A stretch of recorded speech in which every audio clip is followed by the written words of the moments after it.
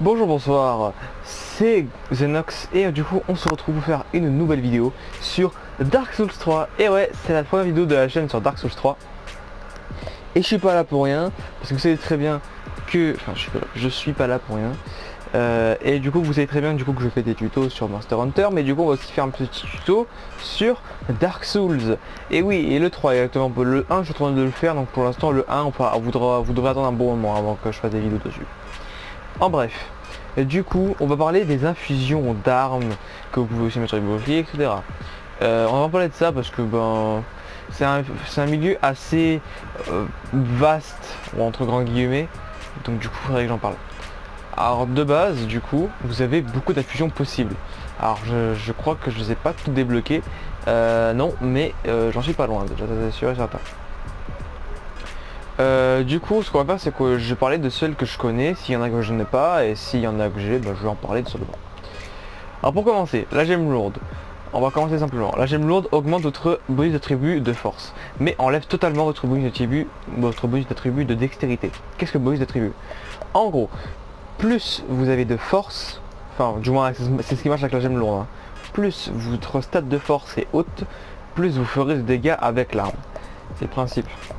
Après vous avez aussi la gemme tranchante qui est l'inverse. Ça baisse, donc ça met au minimum la stat de force, donc ça la met à E, mais votre stack de dextérité augmente beaucoup. Du coup ça va faire plus de dégâts si vous avez une grosse dextérité. La gemme raffinée, c'est les deux mélangés, tout simplement. La gemme brute. Alors la gemme brute c'est une gemme que je vous conseille. Dans la gemme raffinée aussi d'ailleurs, si vous mettez une gemme lourde, une gemme tranchante ou une gemme raffinée, vous pouvez toujours buffer votre arme avec des résines ou ce que vous voulez. Pareil pour la gemme brute qu'on fait à l'instant. Les gemmes brutes sont assez communes, donc tu peux en avoir un peu partout. Mais elles sont très peu utiles je trouve à la fin du jeu. Au début du jeu elles sont peut-être un peu utiles, parce qu'en gros ça va faire des dégâts bruts. Ça va faire un certain nombre de dégâts et ça va pas dépendre de tes stats. Ce qui est conseillé en général quand tu as des mauvaises stats, donc quand tu viens de commencer le jeu. Mais bon, à la fin du jeu j'utilisais pas ça, hein, c'est de la merde. Après on a la gemme cristalline.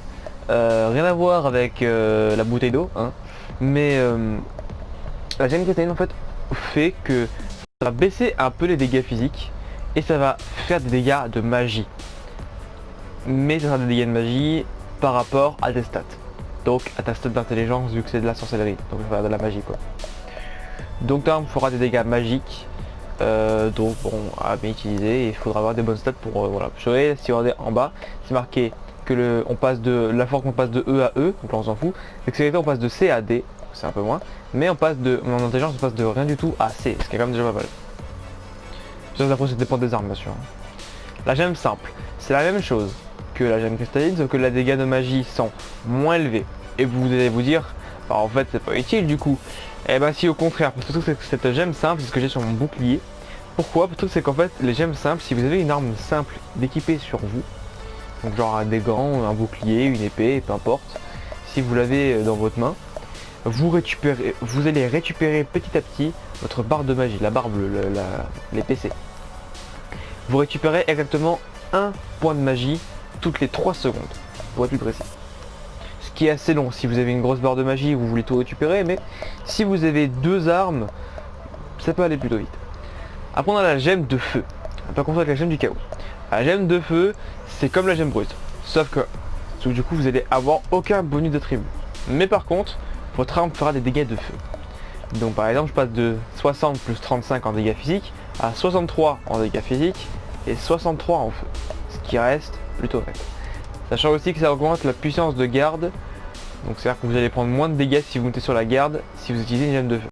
Ce qui est utile, c'est si vous avez un bouclier et que vous voulez justement qu'il ait une meilleure résistance au feu. La gemme du chaos. La gemme du chaos est une gemme qui fait pareil que la gemme de feu, sauf que celle-ci est assez spécifique et qui est beaucoup utilisée. Vous mettez votre arme pour qu'elle fasse des dégâts de feu, comme dit précédemment, mais votre arme garde ses bonus d'attributs. Enfin, elle a des nouveaux bonus d'attributs. Donc vu que c'est du feu, ce sera intelligence et foi, mais bon, là c'est E en force, on passe de E à E en force, donc ça on s'en fout. On passe de C à E en dextérité, ce qui est un peu moins bien. Mais vous passez de rien du tout à D en intelligence et de rien du tout à D en foi. Et du coup, si vous avez plus votre intelligence et votre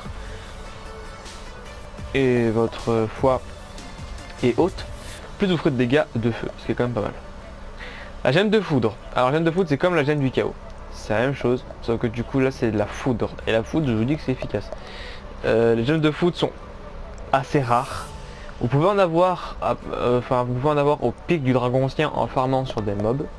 Je vais peut-être aussi vous expliquer comment on fait pour en avoir parce que sinon ça va être un peu compliqué pour vous pour en trouver.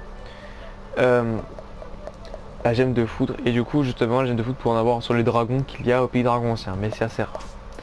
Moi, je profite aussi pour en revenir un peu en arrière pour comment aller avant les autres. Les gemmes du chaos peuvent être obtenues sur les mobs qu'il y a au lac incandescent, une sorte de truc de Carthus vous savez, en dessous de Carthus.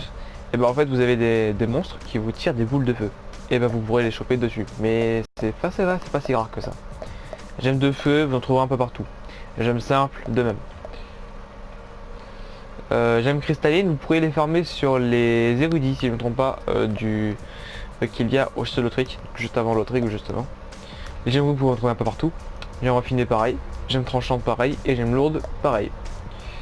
Pour les gemmes bénites, ça se trouve apparemment, hein, ça, mais vous pouvez aussi en farmer, mais je sais pas sur quel mob mais vous pouvez en farmer.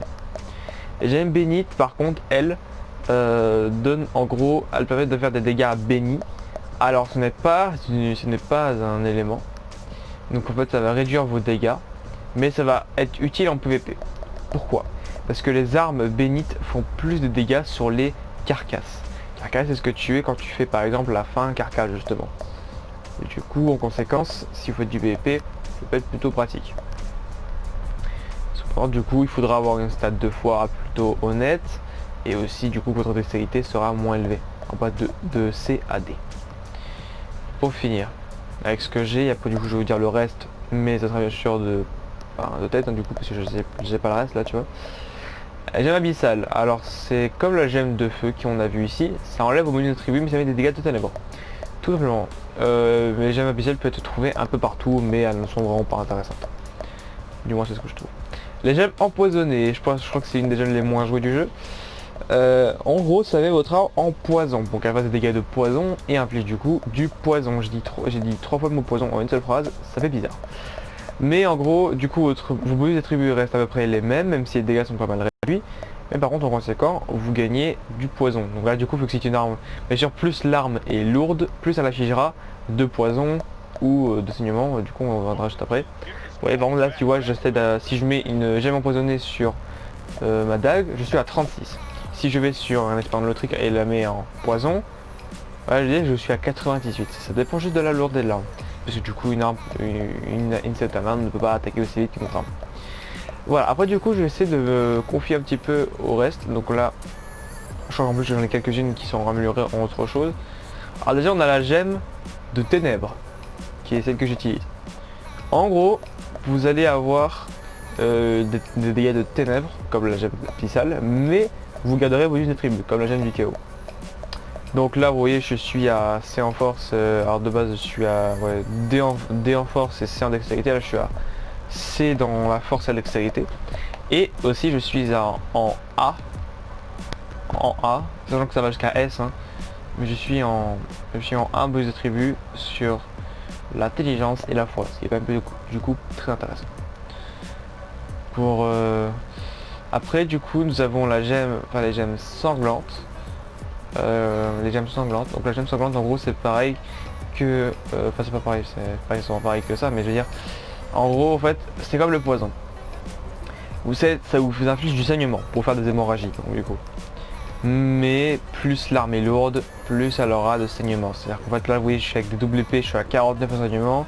Si je mets ça sur une grosse hache, et bah du coup je vais pas avoir 49, je vais peut-être avoir 80, tu vois. Ah oui du coup vous allez avoir moins que le poison. Bon, le poison ça fait beaucoup moins mal que le saignement, je vous dis. Si vous avez beaucoup de vie et de saignement ça vous tue en 3 coups. Donc voilà. Et voilà du coup je crois qu'on a fait le tour pour ce qui est des gemmes. C'était plutôt rapide en général, c'est pas extrêmement lent. Et du coup bah voilà. Donc juste petit bonus qu'on va faire. La gemme de la pierre de confession. La pierre de confession peut même permettre justement de revenir à l'état normal de l'arme. C'est-à-dire du coup si vous avez Donc si c'est une pierre que vous utilisez si vous voulez que l'arme redevienne comme elle était avant, au début. Bon par contre comment j'utiliserai pas parce que bah je m'en fous, hein, mais c'est pour faire un exemple. Donc voilà, donc du coup merci d'avoir regardé cette vidéo, c'était Zenox, on se retrouve pour une prochaine vidéo. Bye. Ah oui aussi, je passe avant de vous dire de vous abonner, de lâcher un like et de commenter aussi, ce serait quand même pas mal. Mais aussi de partager parce que bah voilà, ma chaîne n'est pas très connue, donc si vous pouvez faire ça, ce serait quand même très sympathique.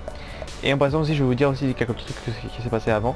En fait, avant, je n'étais pas là en fait pour faire des vidéos. Justement du coup parce que j'étais occupé, j'avais des occupations comme toute personne qui serait et en gros j'ai pas pu faire de vidéo, j'ai pas pu en tourner malheureusement, j'avais pas pensé. Et surtout en fait que je n'avais pas de sujet en fait à aborder.